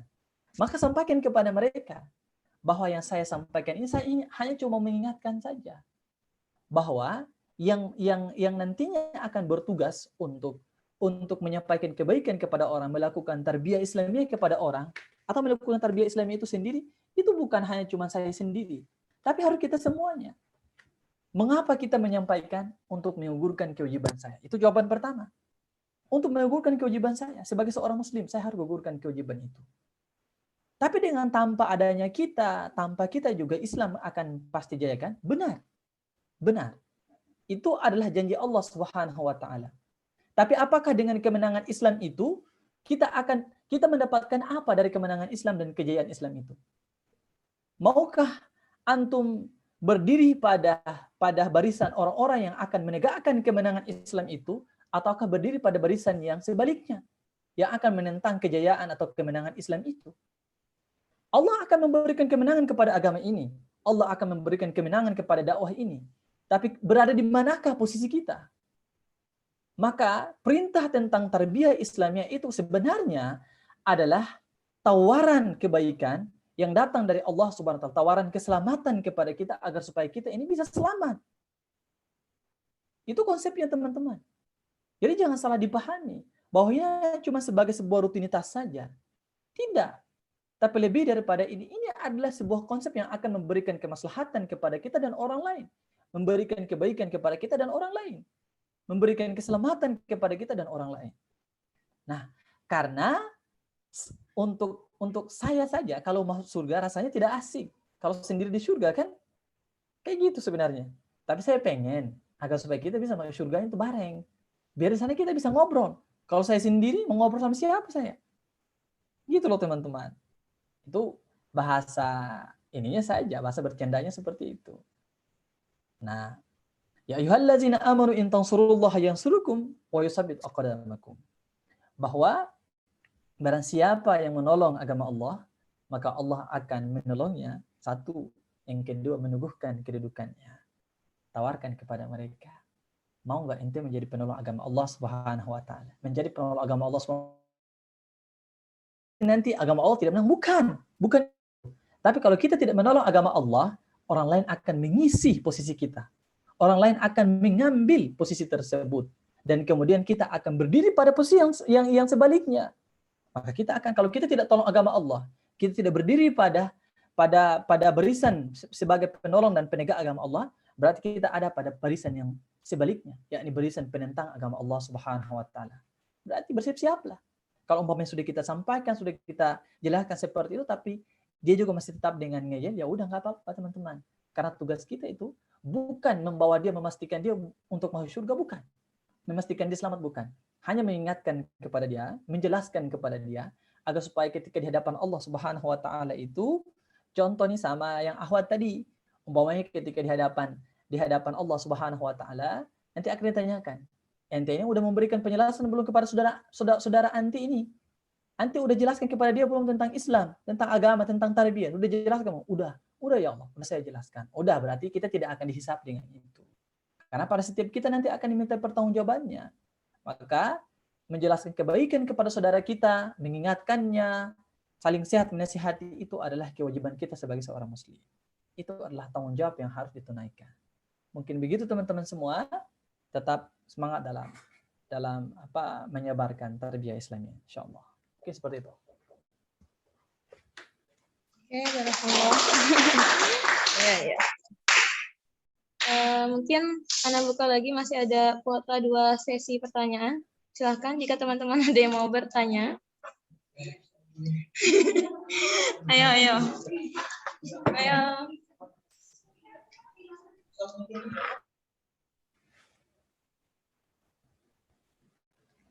Silakan. Tunggu dulu Ayo, silakan menyelamatkan sini umat. kan. Ayo menyelamatkan umat.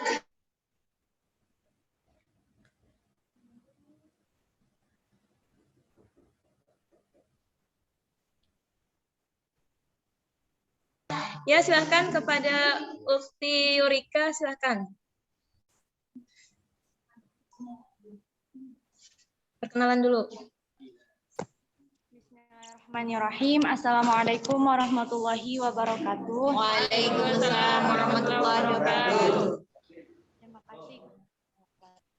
Terima kasih kepada Kak Sri Rahayu telah mempersilahkan saya untuk bertanya. Nah, di sini pertanyaannya tentang insecure. Nah, terkadang itu kan ada orang yang lebih tinggi ilmunya daripada kita, tapi dia itu sungkan untuk menyampaikan. Nah, terkadang juga misalkan kita tuh ilmunya lebih rendah kayak gitu, tapi kita yang mau menyampaikan, tapi ketika kita tahu ada orang yang lebih tinggi ilmunya daripada kita, jadi kita tuh takut untuk menyampaikan, oh masih ada dia kok yang lebih tinggi ilmunya kayak gitu.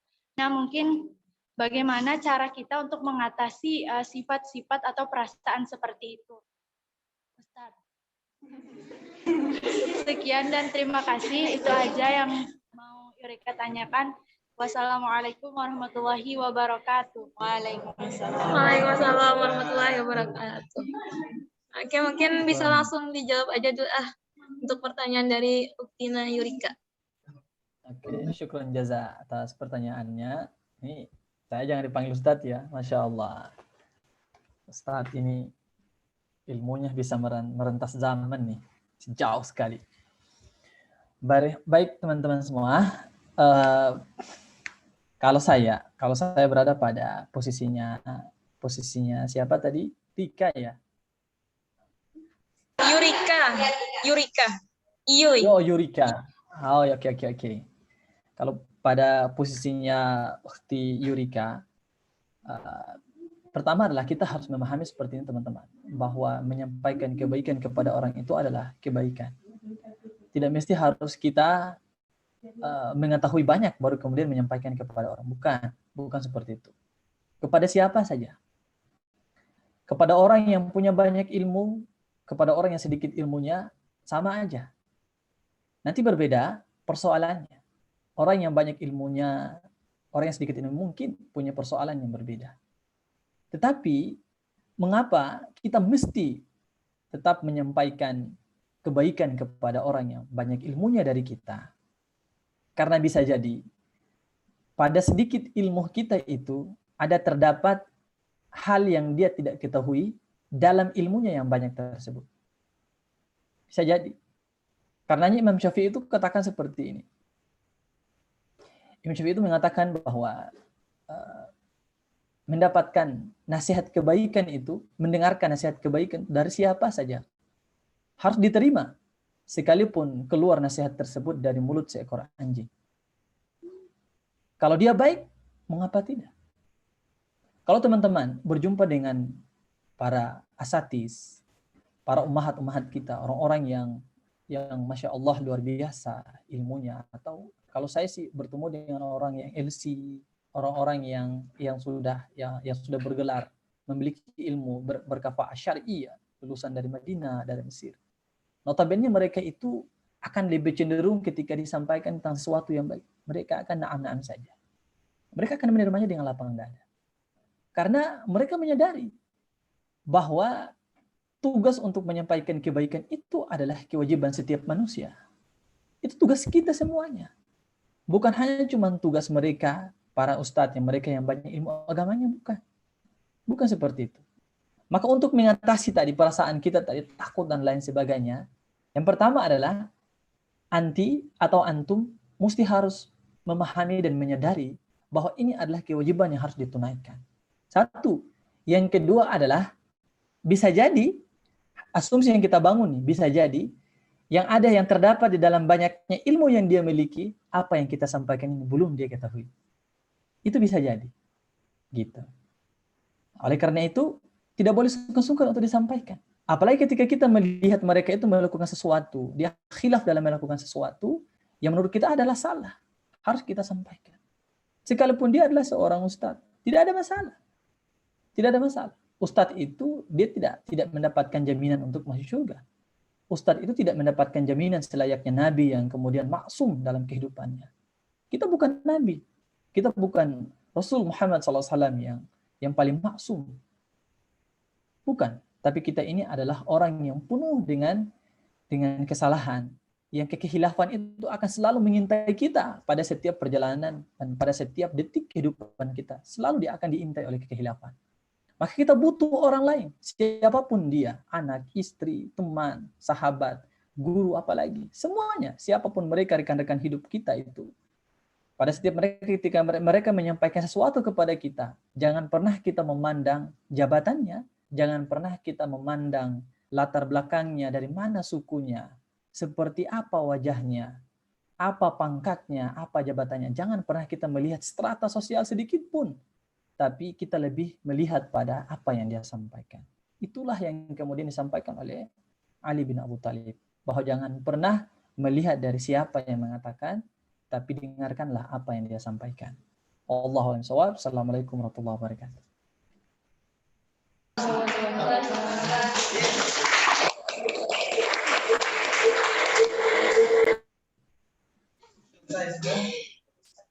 Oke, satu pertanyaan lagi Ana buka. Masih ada satu kuota nih, gratis. Yuk. Yang Ivannya ada. Push up dulu kan? Ayo yang lain. Yang awatnya silahkan jika ada yang masih mau ditanyakan. Yo, satu kuota. IP.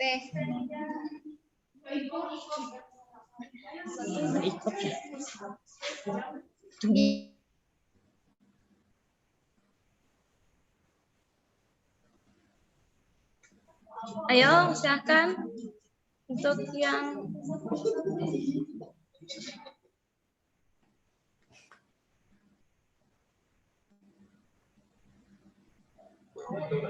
ayo kakak hitunglah dalam waktu 10 Gin. 10, 9, 8, 7, 6, 5, 4, 3, 2, 1. Ya, silakan. Ya Allah. Takbir dulu, takbir dulu, takbir.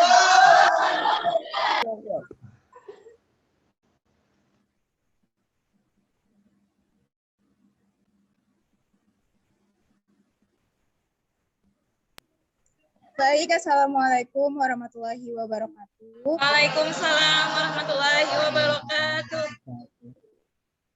Jadi di sini yang mau perkenalkan dulu, ini Mega Dwi Kaputri. Yang mau saya tanyakan mungkin terkait tips dari Ustadz untuk bisa membagi waktunya mempelajari agama, ilmu-ilmu untuk memperdalam ilmu agama Islam, terus juga disertai dengan aktivitas-aktivitas kita di dunia gitu. Karena kan ada yang dari luar tarbiyah sendiri ada melakukan aktivitas selain tentang pendidikan Islam seperti itu. Bagaimana tips untuk bisa memperpadukan antara aktivitas duniawinya sama mempelajari agama Islamnya seperti itu. Terima kasih. Sama-sama. Baik, langsung saja. Kalau adik-adik itu kenal dengan Kak Nuli, kayaknya Kak Nuli itu yang nanti ditanyakan tuh bagaimana cara beliau untuk manage waktunya. Karena saya merasa saya masih jauh sekali tuh sama aktivitas beliau yang cukup padat sekali, yang luar biasa, dan tidak pernah ada keluh kesah di dalam melaksanakan setiap aktivitasnya. Tapi saya coba karena ini sudah ditanyakan, saya coba untuk berbagi saja. Semoga apa yang saya sampaikan ini jauh dari sifat sombong ya, tapi semata-mata hanya cuma berbagi pengalaman dengan adik-adik semua. Saya itu dulu semenjak 2 bulan sebelum masuk kuliah itu sudah intensif sekali berteman bersahabat dengan buku selama 2 bulan itu. Jadi aktivitas saya tidak pernah keluar rumah dalam waktu 2 bulan sebelum saya mendaftar sebagai seorang mahasiswa. Itu aktivitasnya cuma di rumah dan membaca buku. Karena kebetulan sebelum itu juga karena ada ibu saya. Nah, ibu saya senang sekali itu dengan aktivitas saya seperti itu. Hanya saya dilayani, jaga makannya, semuanya pola hidup saya seperti itu. Saya tidur dan bangun tidur hanya cuma dengan membaca buku dan kemudian membaca Al-Quran. Seperti itu aktivitas saya. Tapi itu masih dengan orang tua. Ketika perkuliahan sudah berjalan, ini kita tinggal sendiri nih, dikontrakan. Gimana dong? Harus ada yang masak. Ataukah kalau umpamanya ada duit yang lebih, kemudian kita bisa jajan makanan dan sebagainya. Aktivitas saya sampai pada tingkatan yang saya rasa aktivitas yang cukup berat sekali itu ketika pernah menjabat sebagai ketua LDK. Di samping ketua LDK itu saya menjadi pengurus BEM. Di samping pengurus BEM itu saya menjadi pengurus pengelola masjid kampus Unpati. Di samping itu saya punya kelompok harus mengisi kelas. Kelompok halaka itu ada 3. Belum juga saya harus halaka. Di samping itu juga menjadi pengurus majelis taklim nih. Nah, di samping itu saya punya komunitas ada 2. Ada komunitas pecinta Al-Quran Unpati dan kemudian ada komunitas literasi anak pantai Maluku, itu juga bersamaan dengan itu. Lalu juga dulu menjadi pendamping etos. Mikir-mikirnya gimana ya untuk melaksanakan semua itu. Kalau dipikir-pikir sih memang 1 pekan itu tidak cukup. Atau 24 jam itu tidak cukup.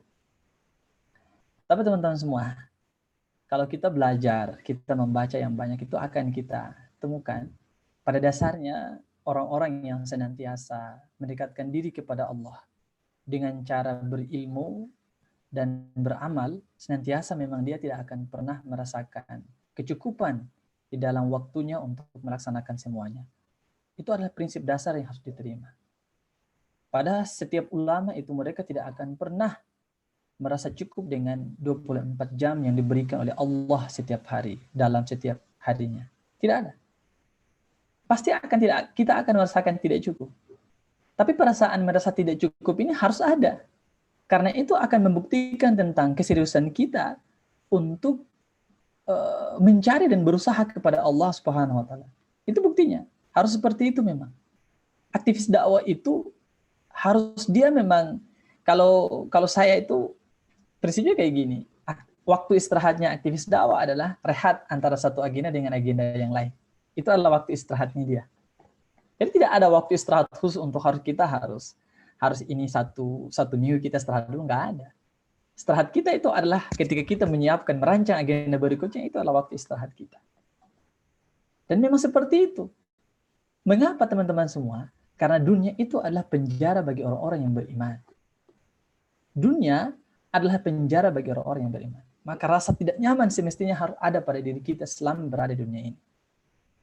Perasaan tidak nyaman itu berbeda dengan perasaan bahagia, teman-teman. Beda sekali.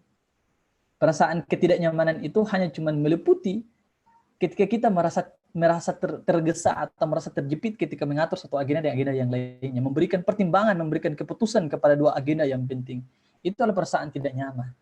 Tetapi pada setiap aktivitas yang berlangsung dengan begitu padatnya, tetap kita akan merasakan bahagia. Karena bahagia itu ada dalam hati kita.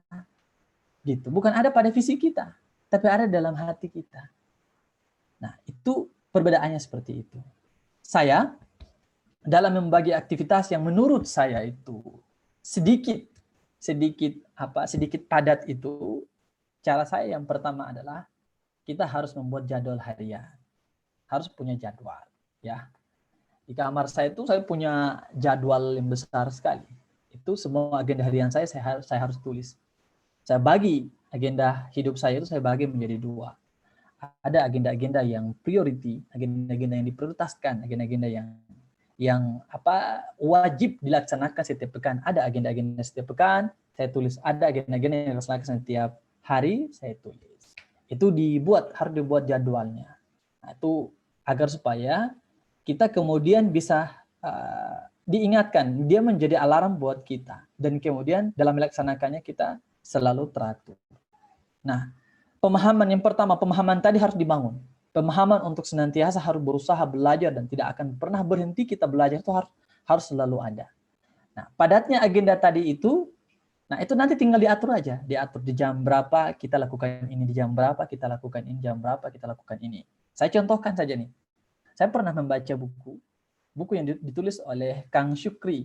Kenal ya, mantan Ketua Poskomnas. Dia menulis buku, kalau tidak salah judulnya itu Hidup Sekali Jangan Merugi. Dalam buku itu beliau menceritakan tentang kisah adiknya yang dia adalah juga seorang dokter. Yang adiknya itu kalau tidak salah, kalau saya tidak salah ingat itu, adiknya tidak punya waktu tuh untuk membaca karena dengan kesibukan yang lainnya, kesibukan perkuliahannya, dia tidak punya waktu untuk bisa membaca buku. Akhirnya di situ kemudian dikembangkan tentang dia melihat kira-kira dengan padatnya agenda ini, saya bisa membaca di sela waktu yang mana. Nah, kemudian dia kumpulkanlah, dia melihat ada waktu-waktu sela. Contoh waktunya seperti ketika antri untuk mandi, nah itu adalah ada waktu di situ bisa dipakai, antri itu untuk bisa membaca. Waktu ketika menunggu dosennya belum ada, kita sudah ada, kita pakai waktu untuk menunggu itu dengan membaca, lain sebagainya. Nah, waktu itulah kemudian dia kumpulkan semuanya, dia menyebutnya sebagai jam 25. gitu. Jadi ada jam ke-25-nya itu yang dia kumpulkan. Kalau saya dari pagi harus membangun awal waktu. Kalau saya, kalau membagi waktu itu, saya biasanya kalau membagi waktu tentang waktu kesibukan kita untuk belajar agama dan belajar ini, saya biasanya kalau membaca kitab-kitab itu biasanya membacanya itu di waktu-waktu pagi waktu seperti itu. Tapi kalau waktu malam itu biasa saya fokus untuk menyelesaikan tugas-tugas perkuliahan. Sedangkan di sela-sela waktu serapan, di sela-sela waktu untuk menunggu dosen, biasa saya pakai untuk membaca buku. Nah, bukunya bebas tuh, tergantung nanti apa yang dibutuhkan pertama. Saya ceritakan satu kisah saya saja. Pernah saya kemudian di waktu ujian tengah semester. Di ujian tengah semester, ujian akhir semester. Ujian akhir semester itu ada tugas. Di samping itu ada mata kuliah lain yang juga saya harus buru tugasnya, dibuat untuk membuat makalah, membuat proposal, harus saya buat. Sedangkan saya juga punya tugas, saya harus store hafalan sekian-sekian nih. Nah, teman-teman semua bagaimana cara menyelesaikan itu, bagaimana membuat proposalnya dalam kurun waktu 1 malam, membuat makalah dalam kurun waktu 1 malam, dan kemudian saya harus belajar untuk ujian semester di besok hari itu, saya bagi kemudian. Saya setelah selesai maghrib itu saya tilawah dulu. Saya baca Al-Quran, menghafal dikit-dikit udah. Setelah selesai Isya. Setelah selesai Isya itu saya makan dulu. Sekitar 15 menit atau 10 menit saya makan. Setelah selesai makan itu kemudian saya pakai untuk belajar untuk mata kuliah besok. Karena mata kuliah untuk besok karena kita nanti akan ujian, maka saya biasanya belajarnya di malam hari. Tapi saya belajar sampai jam 10 doang. Sampai jam 10 malam atau mentok jam 11. Istirahat saya. Tidur saya. Saya tidur dari jam 11 itu. Nanti saya akan tidur ya 2 jam lah. Tahu bangunnya tuh jam 1.30 lah. Nah, bangun jam 1 atau jam 1.30. Barulah kemudian kalau kita udah istirahat, udah enak tuh. 2 jam tidur udah cukup banget. Nah, baru kemudian bangun, salat 2 rakaat dulu. Salat 2 rakaat. Dan kemudian ditutup dengan witirnya 1 rakaat. Minta kekuatan dari Allah, minta kelapangan dari Allah, minta pertolongan dari Allah untuk Allah bisa membantu kita menyelesaikan urusan kita. Baru kemudian saya kerjakan proposalnya dan ini semuanya. Masuk subuh, proposal dan kemudian ini udah kelar. Udah kelar semuanya tuh. Nah, setelah selesai subuh saya menghafal. Nah, setelah selesai menghafal, baru kemudian saya mulai sarapan. Sambil sarapan itu saya buka-buka tuh materi-materi yang mau diujian besok. Sambil sarapan saya lihat aja tuh, lihat-lihat aja dibuka, dilihat-lihat aja gambarnya, dilihat-lihat aja pokok-pokok ininya. Udah setelah selesai mandi deh. Setelah selesai mandi, baru kemudian sholat 2 rakaat dan berjalan dengan penuh keyakinan, dengan penuh ketenangan menuju ke kampus. Insyaallah. Dalam perjalanan itu biasanya kita bisa pakai untuk berzikir. Dalam perjalanan itu bisa dipakai untuk juga bisa mendengar tilawah, dan dalam perjalanan itu juga bisa pakai untuk membaca buku. Terserah. Itu tergantung dengan ininya kita seperti apa saja. Yang penting harus kita pakai semuanya ya dimaksimalkan dalam 1x24 jam itu. Jangan ditanya main HP-nya ya, jangan ditanya tentang itu. Karena waktu main HP itu ketika kalau umpamanya ada WA masuk harus dibuka. Seperti itu, tapi tidak berlama-lama untuk bermain HP. Jadi biasanya kalau dalam belajar, dalam membaca, saya silent HP-nya. Saya cukupkan harus target waktu berapa dulu baru bisa buka HP-nya kembali. Begitu teman-teman semua keseharian saya. Oke, gimana Ibu Mega? Sudah mantap? Oke, alhamdulillah sudah mantap. Barakallah. Alhamdulillah. Kita tutup dulu dengan takbir sekali. Takbir. Alhamdulillah sudah sampai kita di sesi penghujung, yaitu penutup. Ana selaku moderator dan selaku MC mohon maaf jika ada kekurangan. Jazakallah untuk ilmu yang sudah disaringkan untuk teman-teman pengurus di LDK Damu. Semoga lain waktu segera ketemu ya, bisa ketemu offline dan bisa sharing bareng teman-teman LDK Dam. Insya Allah. Mungkin itu aja dari kami. Kita tutup dulu dengan mengucapkan hamdalah. Alhamdulillahirabbil alamin. Istighfar 3 kali. Astagfirullahaladzim. Dan disempurnakan dengan doa kafaratul majelis. Subhanallah bihamdika asyhadu an la ilaha illa anta astaghfiruka wa atubu ilaik. Ana akhiri, wassalamualaikum warahmatullahi wabarakatuh. Baik, pamit ya teman-teman semua. Jazakallah atas silaturahimnya. Semoga Allah memberkahi kita semuanya.